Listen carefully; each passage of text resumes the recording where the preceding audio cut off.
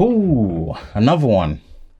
Google Pixel 4a, the small-bodied Android phone champ. Man, 3 months, just slightly over 3 months later, how is it held up? Let's do a follow-up. Let's talk about it, man. As always, if you didn't know, with these type of follow-up videos, man, no script, I'm just in front of the camera having a conversation with you guys, man. I've done full reviews, comparisons with these phones, man, so there's going to be links in the description below if you want to see the full detailed comprehensive reviews and comparisons all across the board.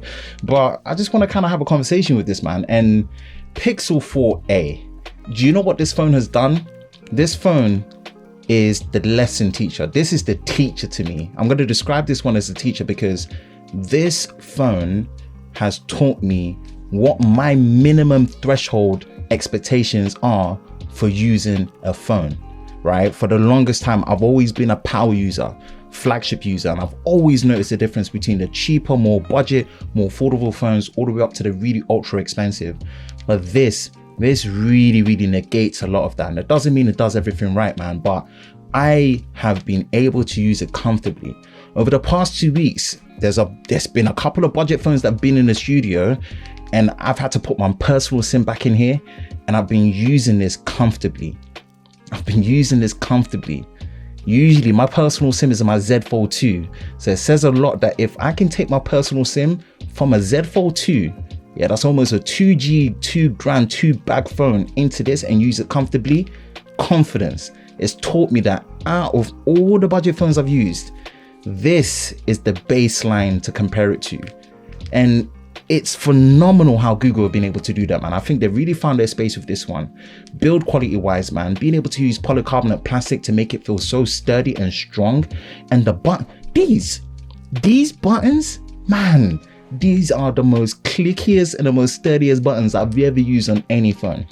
Now, rear fingerprint scanner, as much as I prefer the fingerprint scanner to be at the front because you've got more access to it in more place, the fact that it's a physical hardware, it's so much more satisfying and so much more tactile. Hold on. I would say though, sometimes locating it can feel a bit of a, weird experience. Not that it's bad, but I feel like once it's in a case, it's much easier to locate it because of the recessness of it. So something I just wanted to part of that I experienced with it. Now, I did crack my screen. Shout out to Google and shout out to iSmash for helping me fix that. So I would say definitely put a screen protector, put a case on it, definitely, so you get the razivity so that the screen is protected.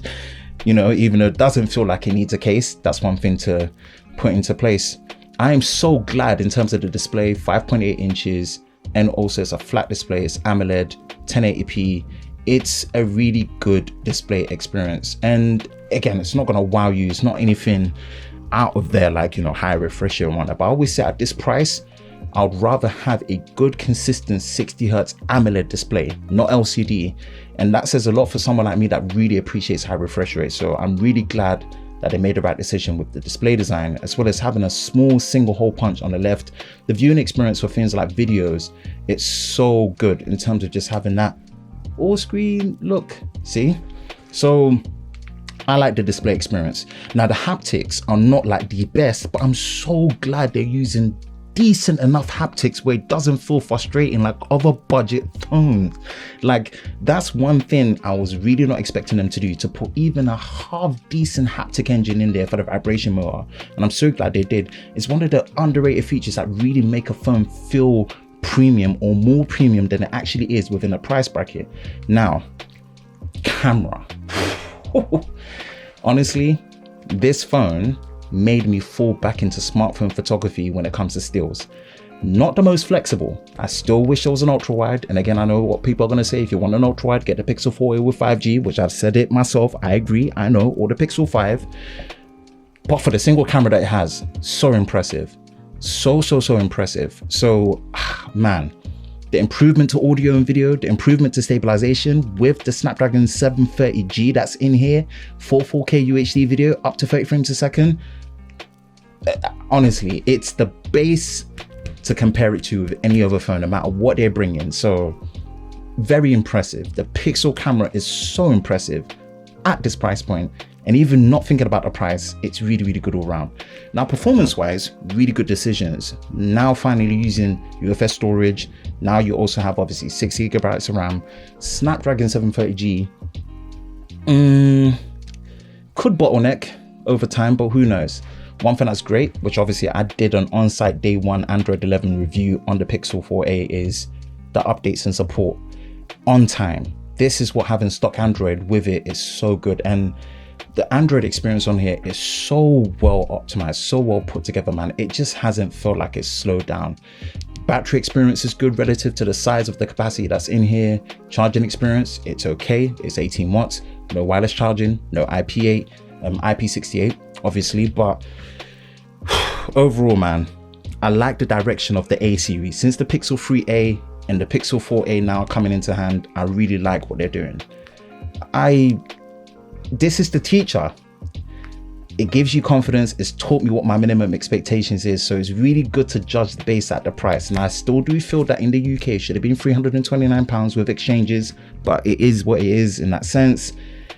I think anything lower in terms of price, it gives me a good comparison of what to compare it to. And anything above, I really look at is how much more of an experience am I getting compared to something like a Pixel 4a.